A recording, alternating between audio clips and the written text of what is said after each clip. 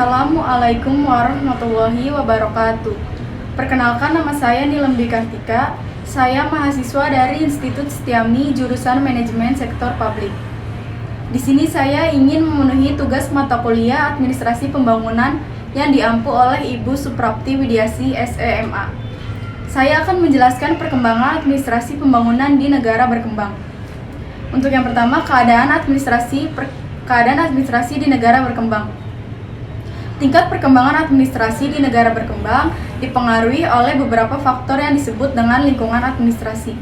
Lingkungan administrasi meliputi kondisi di negara dan bangsa yang bersangkutan dalam bidang politik, bidang ekonomi, dan bidang sosial. Dalam bidang politik, lingkungan administrasi meliputi yang pertama, sistem politik yang dianut. Yang kedua, kedudukan dan kekuatan hukum. Yang ketiga, perkembangan budaya dan kelembagaan politik pada umumnya. Dalam bidang ekonomi yaitu, yang pertama, sistem ekonomi yang dianut. Apakah ekonomi terbuka atau ekonomi tertutup? Apakah ekonomi pasar atau ekonomi yang didominasi oleh pemerintah? Yang kedua, tingkat pertumbuhan ekonomi. Yang ketiga, kemantapan atau stabilitasi ekonomi. Dalam bidang sosial sudah banyak indikator-indikator yang telah berkembang. Dimulai dari bidang pendidikan seperti tingkat melek huruf, di bidang kesehatan seperti usia harapan hidup, di bidang kependudukan seperti pertumbuhan penduduk. Yang kedua, ada pembaharuan administrasi.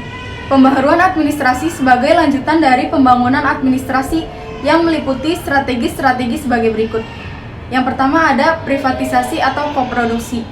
Merupakan pergeseran usaha yang dilakukan atau dimiliki oleh pemerintah ke swasta.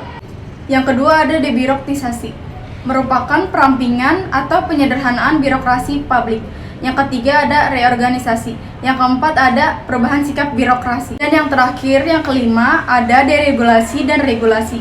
Deregulasi untuk menggerakkan kegiatan ekonomi, sedangkan regulasi untuk memberikan kesempatan bagi pihak yang lemah dan tertinggal untuk tumbuh. Menurut Wali 1989, menunjukkan berbagai kesulitan dalam upaya pembaharuan administrasi, antara lain sebagai berikut. Yang pertama, kurangnya kesadaran betapa buruknya kinerja administrasi.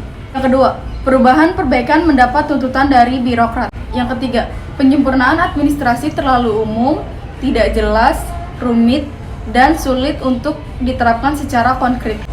Yang keempat, mereka yang seharusnya bertanggung jawab tidak terlalu memahami apa yang sedang terjadi dan tidak melakukan apa yang harus dilakukan.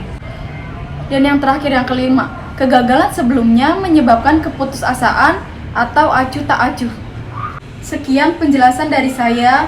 Mohon maaf apabila ada salah-salah kata. Wassalamualaikum warahmatullahi wabarakatuh.